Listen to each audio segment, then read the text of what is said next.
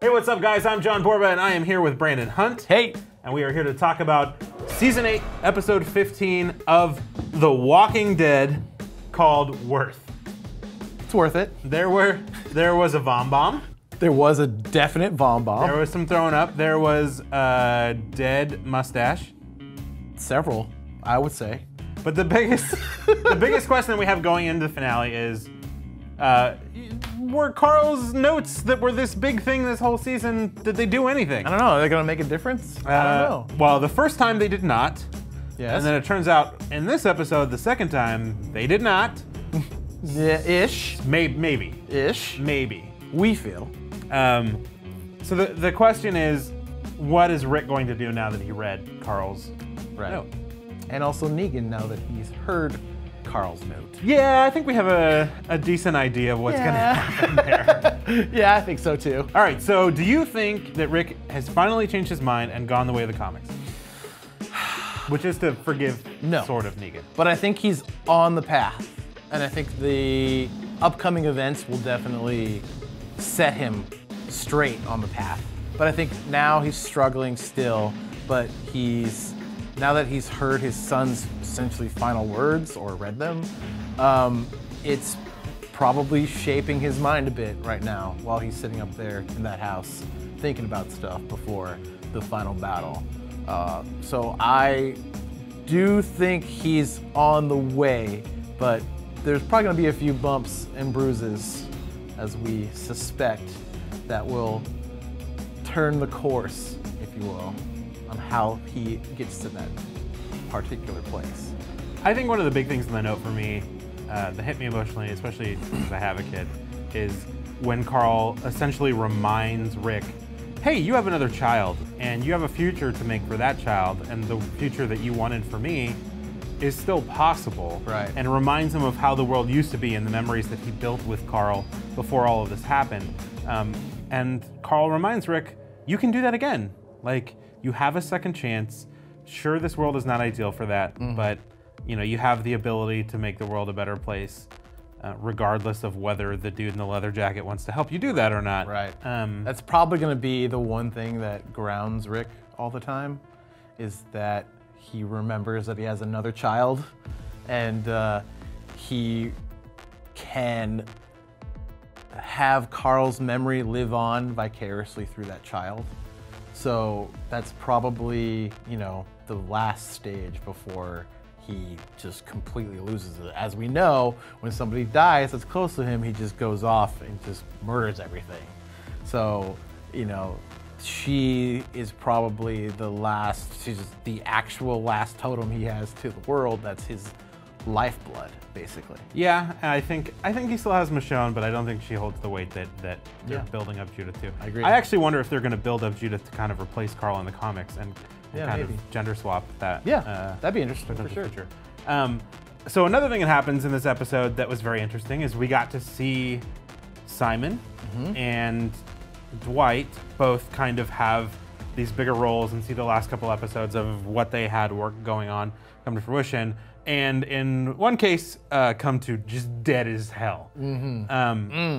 I liked it. The difference between this and the comic makes me a little sad because I liked what they did in the comic. Right. In the comic, spoilers, if you have not read the comics, spoilers for the comics.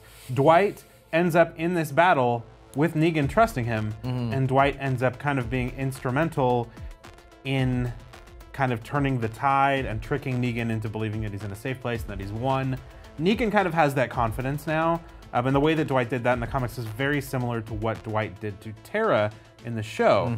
I'm just sad that they took this really powerful and cool moment in the comics and kind of blew that a little bit early on a less meaningful character. Sure. That makes sense. I'm wondering if that was a result of them knowing in advance where they were taking Dwight. And it does change things with Dwight from the comic to the show in the sense that now Negan does not trust Dwight at all. Yeah. But he still trusts him enough to keep him alive and around.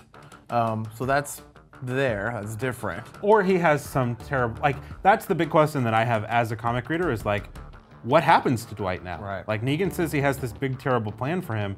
And I think I don't think the show can get away with saying, hey, I have some big, terrible, horrible thing I'm gonna do to you, and never show that because something goes wrong for Negan and we just never get to see what that is. I think that whatever that is probably going to lead to some sort of misstep for Negan. Right. I'm suspecting that he'll reveal those cards during the battle that we'll obviously see next week. But what I'm also suspecting is that maybe Dwight has one more trick up his sleeve, maybe in the sense that he could mentally flip that game with Negan and say, you know, hey, you can trust me. Or he's got another backup battle plan from his allies back at all the other camps that we have here. Or the thing that they actually brought up in this episode, which is that Dwight didn't kill Sherry. Right. So maybe Sherry comes back. As a comic fan, I think the potential of Sherry just being kind of out there has a lot of promise for the show. Yeah. I think that, I mean, she has the potential to be the part of the next upcoming villain group, which I haven't seen discussed a lot on the internet. Right. And I think that there's a lot of questions of if the Whisperers, which is a new group that comes up in The Walking Dead after the comics take a time jump, which we still don't know if the show is going to do. Right. Totally. But there is a big female role in the comics that could be filled by Jadis, it could be filled by Sherry. Or it could be a new person. Or it could be a completely new person. It could be Georgie. Yeah, true. So I think that there's a lot of cool things going on in the show that differ it enough from the comics to keep me very interested. Totally. I almost feel like it's more interesting for a comic reader right now than it is for just a show viewer. I mean, we're at a new era in the comics that is very strange because it's a whole new chapter, and we're already coming up on it on the show, which feels weird. It's a little, I'm assuming they're fast tracking it, but I like where it's going in the comics because it's new to see like people with like fresh gear, fresh buildings, like a new kind of sense of like technology and infrastructure. Right. I don't want to give too much away, but there's a new character too. So I'll be curious to see like where the show takes those particular aspects. We're still far away, but if they're poking at it with characters like Georgie. Exactly. I think I personally am very excited for what is leading into the finale. I am expecting, I haven't seen anything about a potentially long finale, but I'm expecting this finale to be longer than an hour. Mainly because there's a lot of stuff in play. And unfortunately, Walking Dead has a history of kind of underselling some of those things in order to get one big thing out front. And so I am a little worried about that, but I think that there's so many interesting questions going on that even if they trail over into season 9, I'm kind of okay. So yeah, I agree. I'm very excited for the finale. I've been waiting for this fight for so long. So it's nice to get here and be at this point because we want the time jump because it's very reminiscent of Battlestar Galactica when that time jump happened. And hopefully it will surprise some folks. Hopefully it will surprise us if they decide to do that in the season finale. But we'll see. Yeah, I think honestly I'm really interested in what's going to happen to some of the minor characters. Totally. Like Dwight and Eugene are two big ones for me where I'm like, I don't know where you guys sit. They're major players now. Yeah. They're major players. All right, well, as for every week, as we approach the finale, stick with the top place for all your Walking Dead needs, IGN. Bye. I don't know what this is, but it's funny. What? I'm gonna fall.